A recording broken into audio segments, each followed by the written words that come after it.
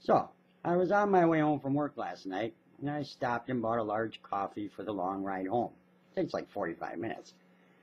When I got home from work, the first thing I do is let Shadow out so she can go pee. You know, she hasn't gone since 8 a.m., and it's now 7 p.m. Poor thing. I don't know how she does it, but she does. Never goes in the house. Good dog. Anyways, I also had to go pee really bad because I drank that large coffee on the way home, so I walked to the rear of my yard on the edge of the woods, and as I've done in the past, I just started to relieve myself.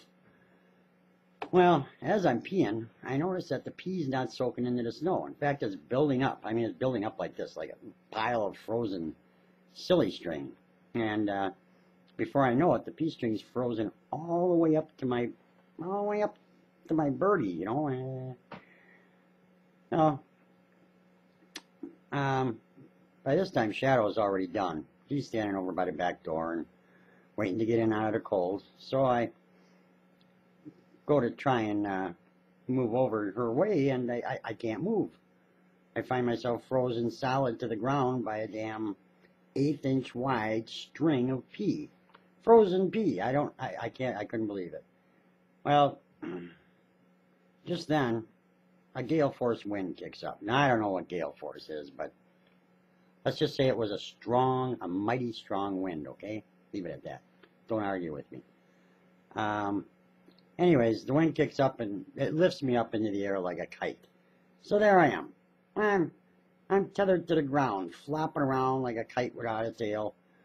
You know, wondering why that string doesn't just break and set me free.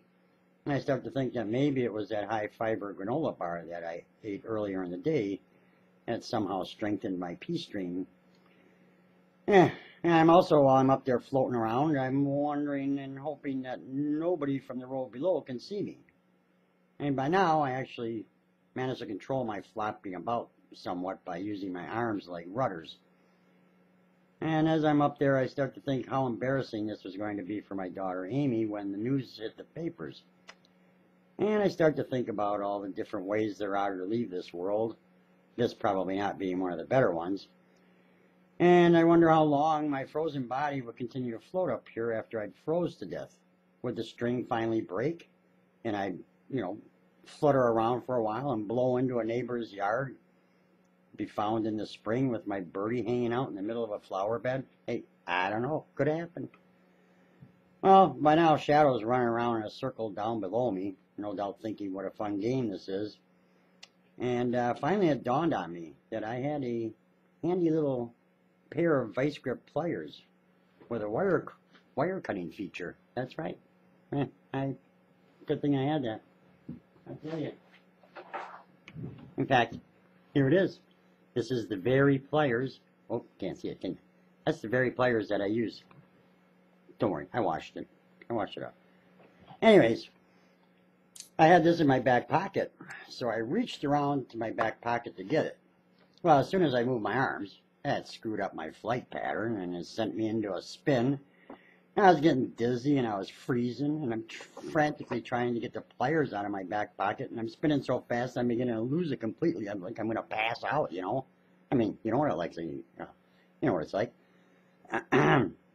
So finally I get a hold of the pliers, and I reach down to cut what I hope will be the string, because at this point I can't see or feel anything. So I make the cut, and oh, holy smokes, I take off like a top release from its string.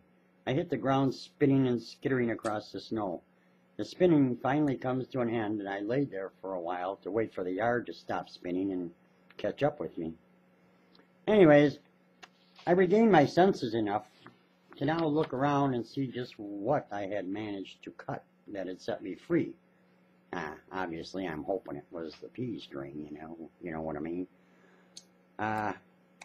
Yeah, well, it was. I was very relieved to see my now blue, somewhat stretched, frozen little birdie intact.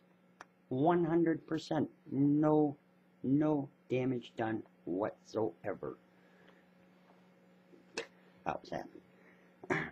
So I pulled myself up off the ground, and I looked around, and I saw a trail that zigzagged all through the yard. you know, there's a trail all through the yard in the snow, up and down the hill and around the trees. I don't know, it was apparently formed while I was in the spin cycle. Anyways, it was quite a sight. Too bad you didn't see it. I could draw you a picture, but it really wouldn't do it justice. Alright, so I brushed myself off and went back into the house and cut the thumb off of a mitten. You know, just snipped off that much of it, you know, and slipped it on to the little guy to help warm him up. And then I sat down and had a cup of hot cocoa, thanking my lucky stars that I was still alive. Well, I vowed to myself right then and there that I would never, ever pee outside in 20-degree below zero weather. Not a good idea, boys and girls. Don't do it. It's worse, much worse, than putting your tongue on a telephone pole or on a flagpole, whatever. Don't do that either. Okay, don't tell your mom and dad that you heard Wally talking about it and it's all my fault, and then lawyers start calling me and they want to sue me. Anyways, okay, so that was just a short little story. I'm not going to go on too much longer, I don't think, because, let's face it, you're probably already gone. You probably went somewhere else. There, go listen to some music. Hey, look at that funny tape with the guy on the skateboard going down the steps, smashes his head, cuts it all open. Yeah, well, I mean, if that's the kind of stuff you like, yeah, go for it. But anyways, hello to all my friends out there. And hopefully I'll do this again soon. Maybe it'll be something better than just me talking to you. I mean, as hard to imagine as that may be. Right. Well, what else can I say? You know what? I could say goodbye and good night. Keep warm.